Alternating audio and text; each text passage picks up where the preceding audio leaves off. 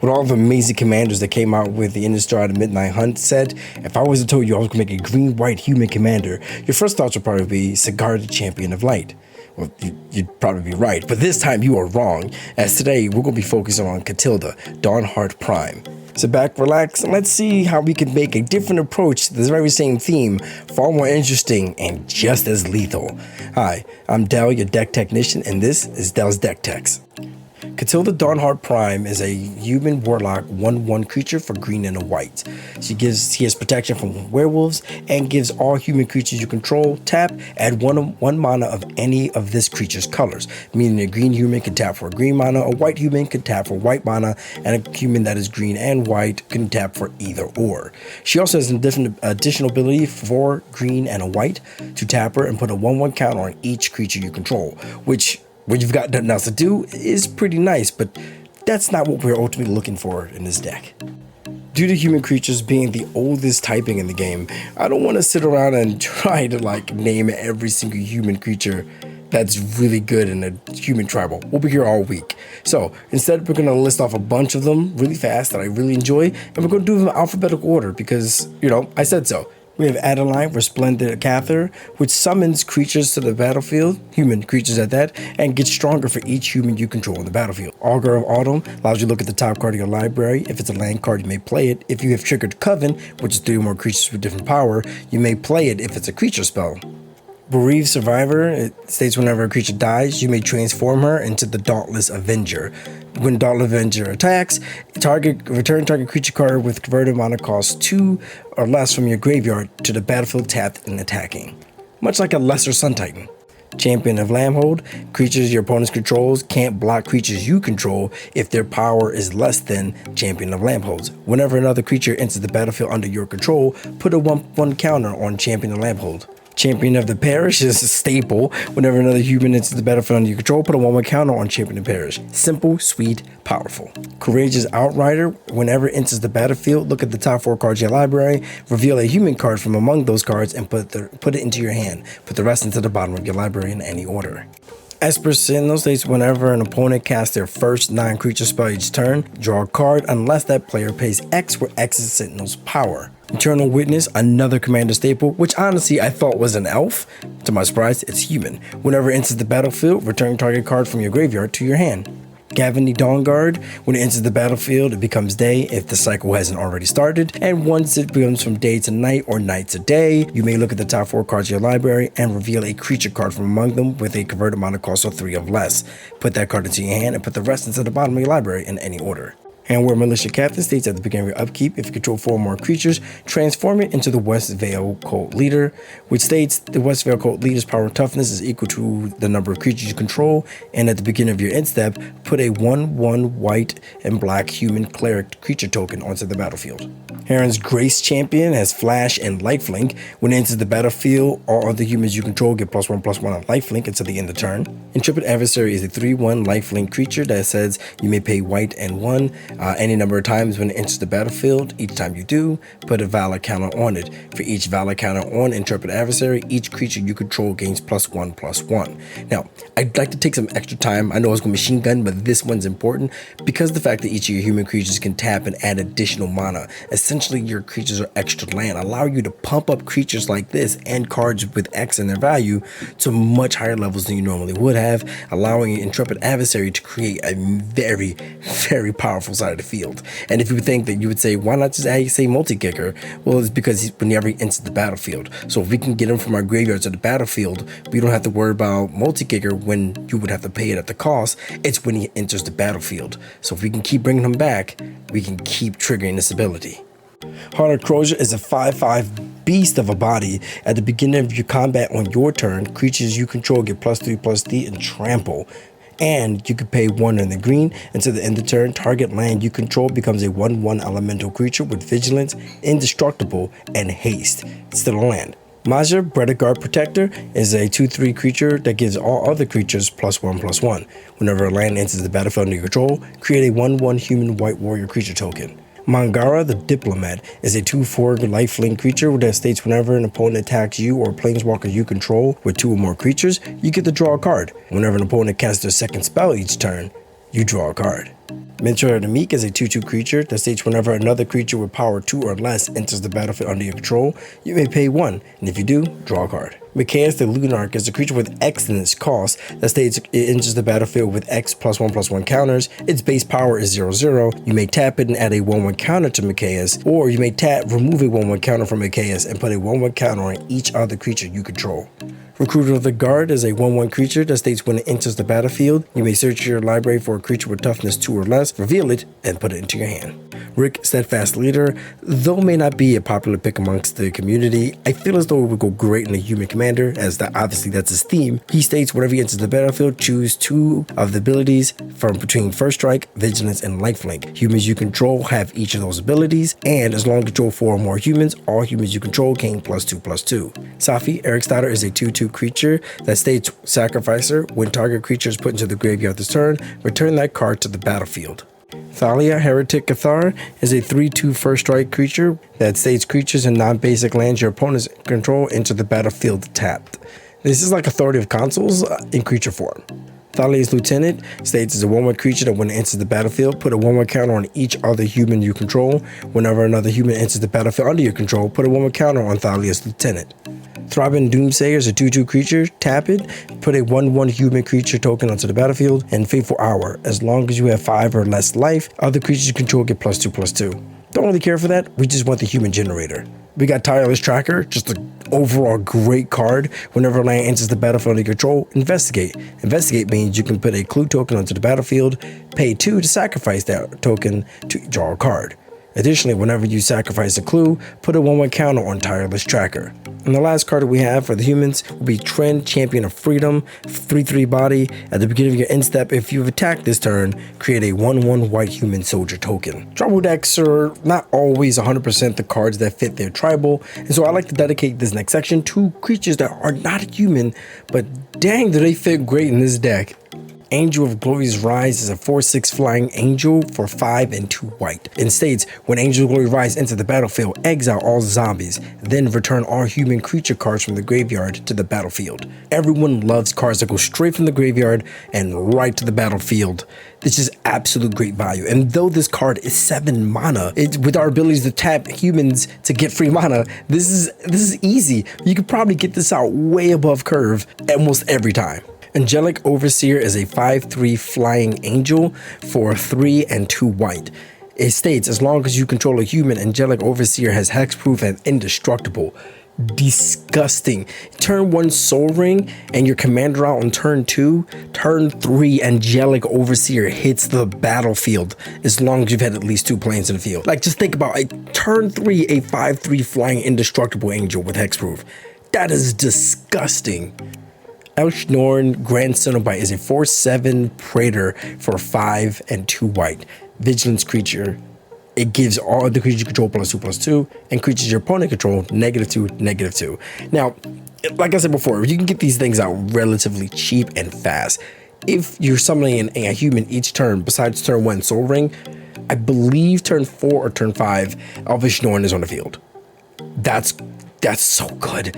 That is so good. It's ridiculous. At that point, you become the target. Like, that's the thing. You can't even be mad at that. Shalai, Voice of Plenty, is a 3/4 flying angel for 3 and a white.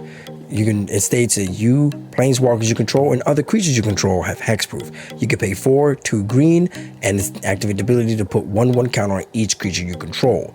Because this ability is not a tap ability, you can do this several times. Now, what I do like this ability. I don't like it. I don't like the fact that it's 6 mana. There's a bunch of cards we have in the deck do the same thing, cheaper.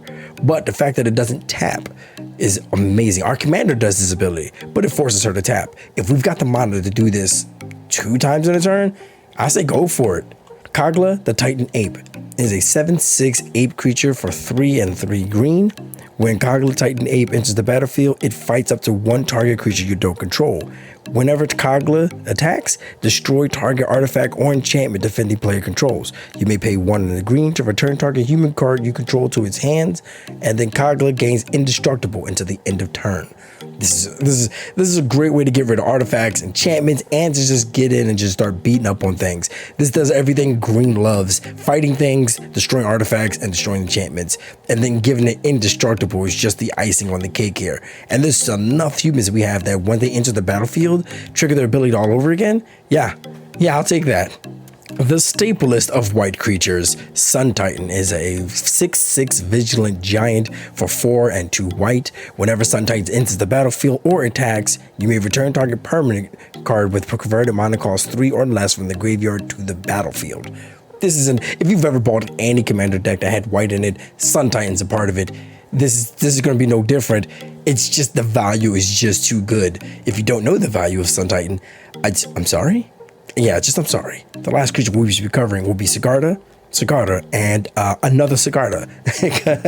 she's really good to add to the deck, and we'll be covering all 3 of them. The first one will be Sigarda, Host of Herons, 5/5 flying hexproof. Spells and abilities your opponents control can't cause you to sacrifice permanents. In this theme and in Black in general, they will love to make you sacrifice your permanents. If they can't directly kill it, they'll force you to sacrifice it to bypass hexproof. Not today. Sigarda, Heron's Grace, is a 4/5 flying angel that gives you and all humans you control hexproof. You can pay 2 and exile a card from your graveyard. Doing so creates a 1/1 human soldier creature token onto the battlefield, which is a great way to generate creatures, keep you and your humans safe, and it's a 4/5 flying bite to pop you in the neck. Just all wins here. Last but definitely not least would be the card I had mentioned earlier, Sigarda, Champion of Light. She's a 4/4 flying trample creature that gives all other humans +1/+1 and the ability Coven. Whenever Sigarda attacks, if you control 3 or more creatures with different powers, look at the top 5 cards of your library. You may reveal a human creature card from among them and put them into your hand. Put the rest into the bottom of your library in any order. This is just like everything we've ever wanted. Search through our deck, grab some humans, and slap some faces. My only beef is Coven. I do like the Coven. I feel like it's going to be easy to trigger, but I feel like we have too many other cards in our deck that do the exact same thing without the requirements of Coven to trigger. But because this is Coven, it can trigger multiple times throughout the game instead of just when it enters the battlefield. So that's its saving grace. That's a joke there.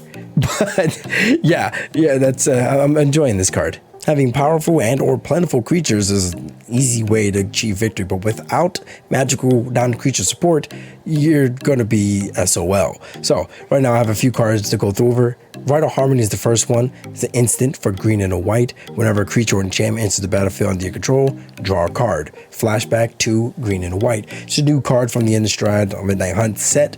And with the way we could generate tokens, this should be an easy way to get a bunch of cards into our hand, especially if we're putting all of our cheap humans on the field really fast. We've got Join the Dance. It's a green and a white new card from this set that states create 2 1/1 human creature tokens. Flashback 3, a green and a white to do it again. The sorcery card, so not instant speed, which would be great, but you pair it up with the Rite of Harmony. That's 4 mana, 2 cards, 2 creatures. That's pretty sweet.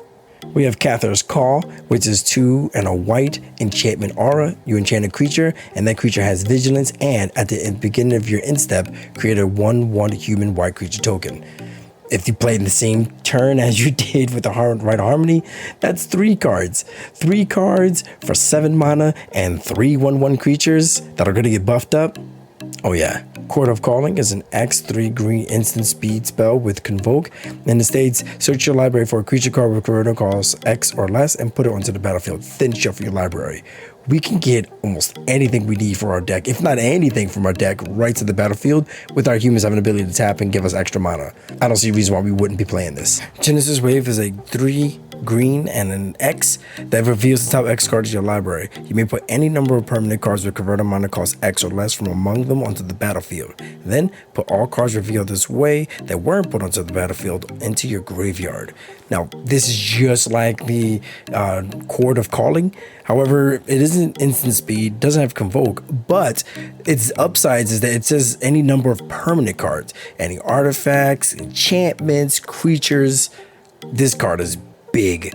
Kindred Summons is an instant spell for 5 and 2 green. Choose a creature card, reveal creature cards from the top of your library until you reveal X creature cards of the chosen type, where X is the number of creatures you control of that type. Put those cards into the battlefield, then shuffle the rest of the real cards into your library. So obviously we're going to choose human, and we're going to just if we've got 8 humans in the field, we can search 8 cards and put all 8 humans onto the battlefield, then shuffle the library. That's crazy good value. And with our ability, like I said, oh my god, you're gonna get tired of me saying it, but we could tap our humans for mana, making this spell come out so much faster. Absolutely love this. Another way to get absolute value out of our creatures being tapped either for mana or for combat is for Harvest Season. 2 and a green, search your library for up to X basic land cards, where X is the number of tapped creatures you control, and put those cards onto the battlefield tapped. Then shuffle your library. We're going to be tapping them for mana, we're going to be tapping them to attack. Might as well get more value out of it and ramp us even further. Now, with all of this extra ramp, all these creatures, all this lands, it's got one really cheesy way for green to just instantly snatch a dub, and that's with the Helix Pinnacle. It's an enchantment for 1 green and has Shroud. Pay X and put X tower counters on the Helix Pinnacle. At the beginning of your upkeep, if you control, there are 100 or more tower counters on the Helix Pinnacle, you win the game. There's just so many ways you can take advantage of this. If you got a Seedborn Muse or anything to keep untapping land and creatures, but even without those, we've got the mana power in this deck to pop this thing off faster than people would expect. I'm excited to put this deck together and see what it's like at my battle table. Guardian Project is 3 and a green. It's an enchantment card. Whenever a non-token creature enters the battlefield under your control, if it doesn't have the same name as another creature you control or a creature card in your graveyard, draw a card. And though we have a lot of ways to generate a bunch of human tokens in this deck, this is going to pop off way more than you think it is. Especially since I think I've already introduced like 34 creatures in this that I've mentioned so far, 34 or 35. So right there, that's going to be able to get us a lot of card draw, not including me bringing those creatures back to from the graveyard directly to the battlefield as well. And there you have it, Katilda Dawnhart Prime. In her prime. That was a really bad joke. It was reaching, but it was so bad. But if you enjoyed it, let me know in the comments down below, as well as which commander you'd like to see me do next for the Innistrad set, and what card would you change that I put in? Though it's not a full deck, if I get enough time to put together, I'll put a full deck in the description down below for this one, and going forward to any video that I put going out. Anyhow, please hit that like button, that subscribe button, and comment to get us on that YouTube algorithm flow. Have a good night and happy gaming.